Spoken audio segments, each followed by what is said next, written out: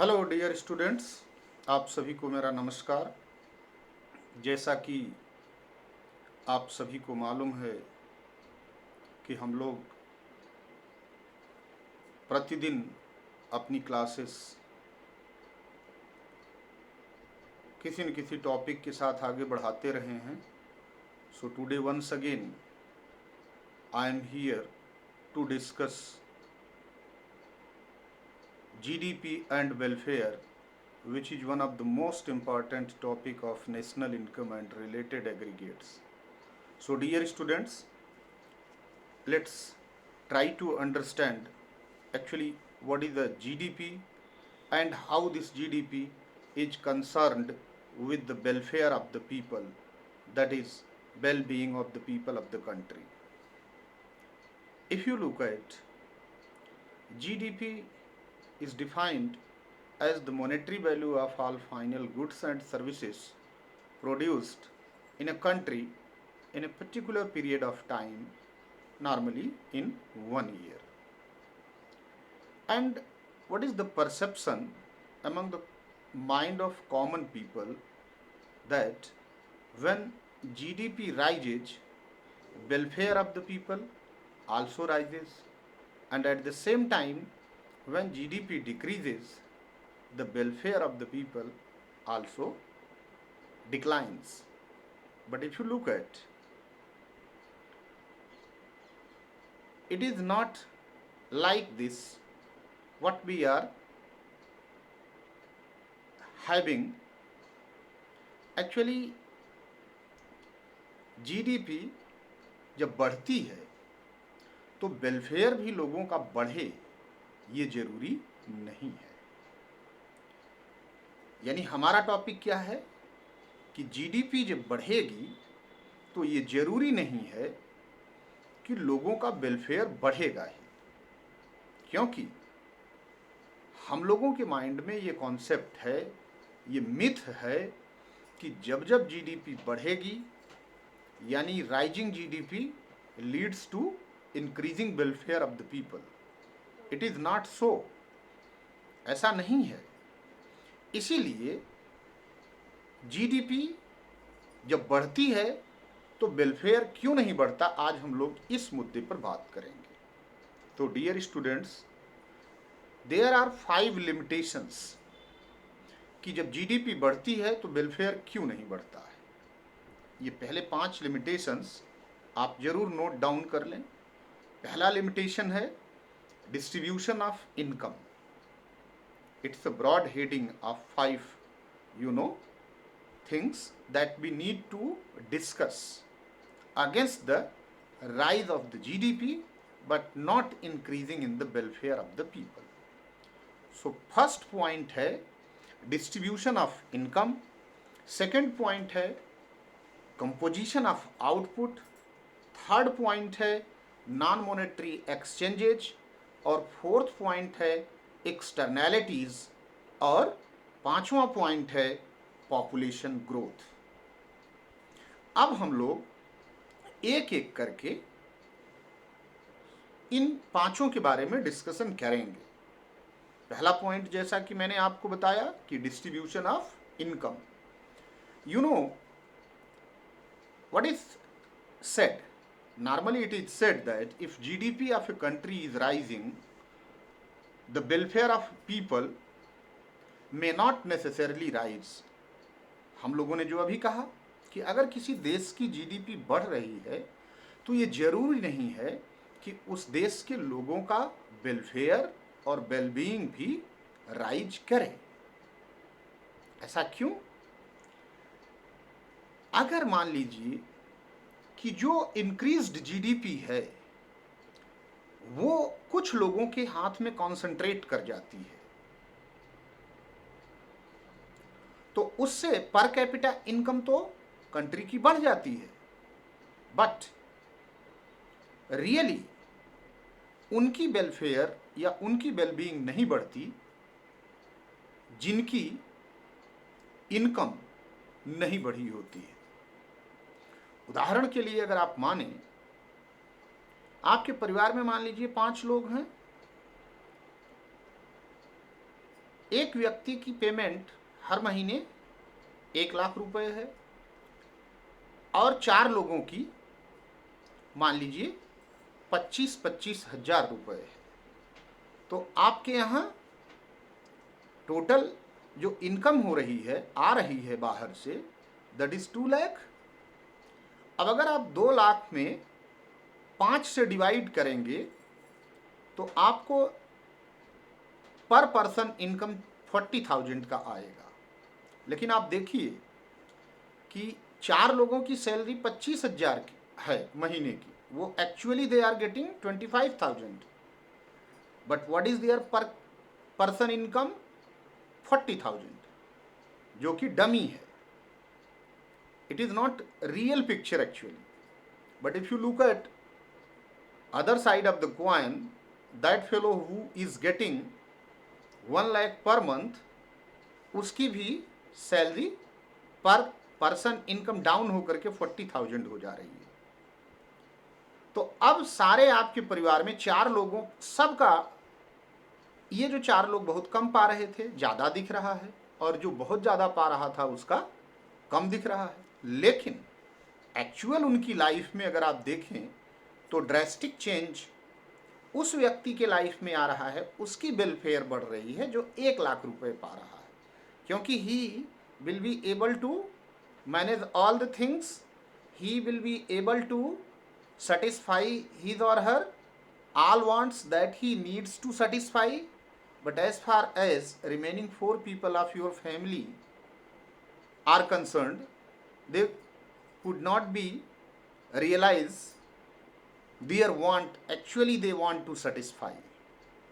So that is what I want to tell you, कि under distribution of income it is not necessary कि if you are getting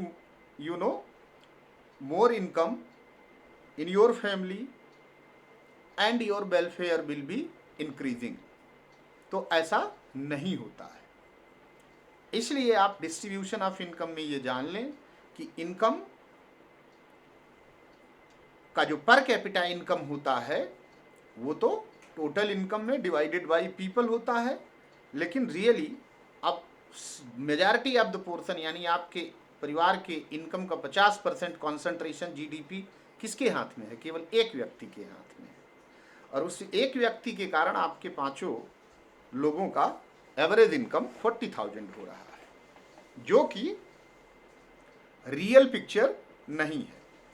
इसलिए हम लोग ये कहते हैं कि अगर जीडीपी बढ़ती है तो वेलफेयर भी इंक्रीज होगा, ऐसा नहीं है। Now if you look at the second point, that is the composition of output. अगर आप जीडीपी क्या बताती है? जीडीपी यही बताती है कि कितना गुड्स एंड सर्विसेज का प्रोडक्शन हुआ और उसकी मॉनेटरी वैल्यू क्या है किसी कंट्री में। अब अगर देखें तो it does not reflect its composition, really composition को रिफ्लेक्ट नहीं करता है। अगर जीडीपी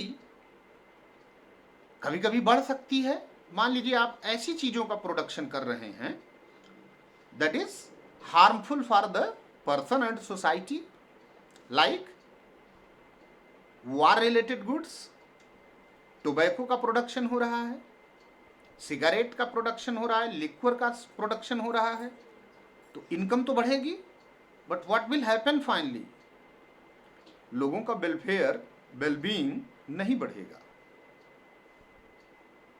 क्योंकि these goods are not adding the welfare to the people, there will not be any improvement in their daily life. So these are the 2 points you need to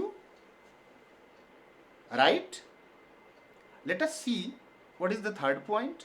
Third point is non-monetary exchanges. Non-monetary exchanges किसे कहते हैं? बहुत सारी activities economy में ऐसी भी होती हैं कि which are not measured in terms of money. मान लीजिए आपके घर में आपकी मदर काम करती हैं every day she is contributing and doing the task of your house, but जो उन्होंने लेबर डिवोट किया, जो अपनी स्किल को लगाया, that is not measured in terms of money. अब because of not measuring in terms of money, that is actually not calculated in the gross domestic product. But actually if you look at, she is contributing. अगर आपकी mother सुबह उठ करके आपके father को भोजन ठीक से न बना करके दें, तो क्या वो ऑफिस जा करके प्रोडक्शन या प्रोडक्टिव एक्टिविटी कर सकते हैं? या मान लीजिए, आप जस्ट कल्पना कीजिए कि आपकी मदर फ्रिक्वेंटली बार बार जो है उनकी कुकिंग में कोई मिस्टेक रह जाती है, और उस मिस्टेक के कारण क्या होगा? आपके फादर का जो परफॉर्मेंस है वो डाउन हो जाएगा। मान लीजिए वो बीमार पड़ जाते हैं, मान लीजिए उनको इंडाइजेशन की प्रॉब्लम हो जाती है, किसी भी तरह से। So if you look at what I want to say कि your mother is contributing indirectly in the GDP, but it is not measured actually. इसी तरह से किचन गार्डनिंग होती है, that is not measured in terms of money, but it is contributing in the GDP. So all these things, not taken into account, but really if you look at disguisedly, they are contributing in the GDP. So इनके contribution को अगर आप देखें तो welfare को बढ़ा रहे हैं, लेकिन जीडीपी में ही इनकी कैलकुलेशन नहीं हो रही है। ये डिफरेंट काइंड की प्रॉब्लम। अब अगर आप चौथा पॉइंट लें, externalities, let us see what is the externalities. Externalities की हिंदी, इसको हिंदी में कहते हैं वाह्यताएं। वाह्यताएं, एक्सटर्नैलिटीज। एक्सटर्नैलिटीज क्या चीज होती है? It refers to the benefit और harms which a firm or an individual causes to another person for which they are neither paid nor penalized. यानी एक इंडिविजुअल या फर्म जो दूसरों को प्रभावित करते हैं in the process of production, but for which neither they are paid, न तो उनको कुछ दिया जाता है और ना ही उनको पेनलाइज्ड किया जाता है, दंडित किया जाता है। अब मैं आपको बताता हूं कि ये एक्सटर्नैलिटीज एक्चुअली दो तरह की होती है, एक पॉजिटिव एक्सटर्नैलिटीज और दूसरी नेगेटिव एक्सटर्नैलिटीज। पॉजिटिव एक्सटर्नैलिटीज का एग्जाम्पल है, मान लीजिए कोई किसी पार्क में जाता है, वहां मॉर्निंग वॉक करता है, डिफरेंट काइंड की एक्सरसाइजेस करता है, तो उसकी एफिशिएंसी इंप्रूव होती है। लेकिन इस काम के लिए पार्क बनवाने वाले को कोई पेमेंट नहीं दी जाती है। That is increasing efficiency of each and everybody who is attending that park for improving capacity by using morning walks, doing different kinds of exercises there. वो दिन भर फ्रेश रहता है, और जो आदमी फ्रेश रहेगा वही प्रोडक्शन में अपना कंट्रीब्यूशन कर पाएगा। तो ये तो पॉजिटिव एक्सटर्नैलिटीज का एग्जाम्पल है। क्या इस पॉजिटिव एक्सटर्नैलिटीज का जीडीपी बढ़ाने में कंट्रीब्यूशन नहीं है? है, but that fellow is not paid. अब at the same time if you look at negative externalities क्या चीज है? मान लीजिए आप कोई ब्रिक्स की चिमनी है आपके पास, जहाँ पर आप ब्रिक्स बनाते हैं। ब्रिक्स जहाँ बनता है वहाँ पर आप देखें ऊंची ऊंची लंबी लंबी चिमनियाँ होती हैं और उनसे धुएं बहुत निकलते हैं। ये धुएं लोगों के लंग्स को अफेक्ट करते हैं, लंग कैंसर हो जाता है, किसी को अस्थमा की बीमारी हो जाती है। इस तरह की बहुत सारी बीमारियां लोगों को घर कर लेती हैं, वहाँ उस लोकेलिटी में रहने वाले लोगों को। लेकिन उस बीमारी के कारण उनकी एफिशिएंसी घट जाती है। क्या ये जीडीपी में अब उतना योगदान दे पाएंगे जितना जो पॉजिटिव एक्सटर्नैलिटीज वाला व्यक्ति दे रहा था? नहीं। और इसके लिए उस फर्म को, यानी जो ब्रिक्स बना रहा है, ब्रिक्स के प्रोडक्शन में है, उसको पेनलाइज भी नहीं किया जाता, क्योंकि उसने अपना लाइसेंस लिया हुआ है, वो अपना काम कर रहा है, वो चला रहा है अपनी चिमनी, तो उससे निकलने वाला धुआं लोगों के स्वास्थ्य को खराब कर रहा है। तो इस तरीके से अगर आप देखें तो जो पॉजिटिव एक्सटर्नैलिटीज हैं, they are adding to the increasing GDP, and at the same time negative externalities are reducing in the GDP. लेकिन दोनों को, न पहले वाले को कोई पेमेंट दी जाती है और ना ही उसको पेनलाइज किया जाता है, जबकि इनका भी इंपॉर्टेंस जीडीपी में है। तो फिर हम ये कैसे कह सकते हैं कि rising GDP always leads to welfare of the people?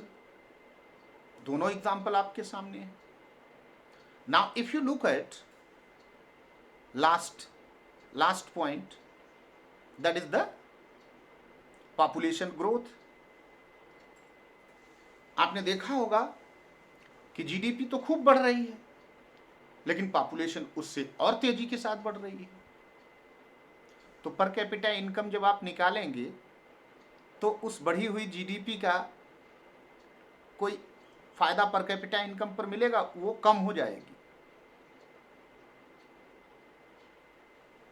तो अगर population growth is more than that of the GDP growth rate, तो लोगों का वेलबीइंग जो है, लोगों का वेलफेयर, वो कम हो जाएगा। तो ये जो फैक्टर्स हैं, actually they affect whether the people of a country will be enjoying welfare or well-being or not. So it is to be taken into account. और ये बात ध्यान में रखनी है कि जीडीपी हमेशा लोगों के वेलफेयर को बढ़ाने वाली ही हो, ये जरूरी नहीं है। Though there is a common perception among all of us that rising GDP leads to the welfare of the people, but because of these 5 reasons, you can say that rising GDP does not indicate the well-being of the people. क्यों? क्योंकि ये 5 कारण, ये कौन कौन से 5 कारण हैं, फिर से एक बार देख लीजिए। पहला कारण मैंने आपको क्या बताया था? Distribution of income. दूसरा पॉइंट क्या था? Composition of output. तीसरा, नॉन मॉनेटरी एक्सचेंजेज, यानी ऐसी इकोनॉमिक एक्टिविटीज जिसके लिए हमें कोई पेमेंट नहीं दिया जाता है। घरों में माएँ आउट ऑफ अफेक्शन काम करती हैं, वो अपने बच्चों को प्यार करती हैं, अपने हस्बैंड से प्यार करती हैं, इसलिए उनके लिए वो सारा काम करती हैं। लेकिन अगर आप eight the same time if you look eight, वहीं पर अगर कोई मेड रख दिया जाए तो उसको पेमेंट देना पड़ता है। बट हियर व्हाट हैपेंस, अगर हाउसवाइफ्स काम कर रही हैं तो दे आर नॉट पेड। तो these are set non monetary exchanges. और फोर्थ पॉइंट हमने आपको बताया एक्सटर्नैलिटीज। एक्सटर्नैलिटीज के 2 पार्ट हैं, पॉजिटिव एक्सटर्नैलिटीज और नेगेटिव एक्सटर्नैलिटीज। एक्सटर्नैलिटीज की डिफिनीशन भी हमने आपको बताई। ये क्या चीज़ है कि जब आप कोई व्यक्ति या कोई फर्म अपना प्रोडक्शन करती है, उसके कारण से जो दूसरों को कोई फायदा या नुकसान होता है, तो ना ही उसके लिए उनको पे किया जाता है और ना ही पेनलाइज किया जाता है। और पांचवा पॉइंट मैंने आप लोगों को बताया, पॉपुलेशन ग्रोथ।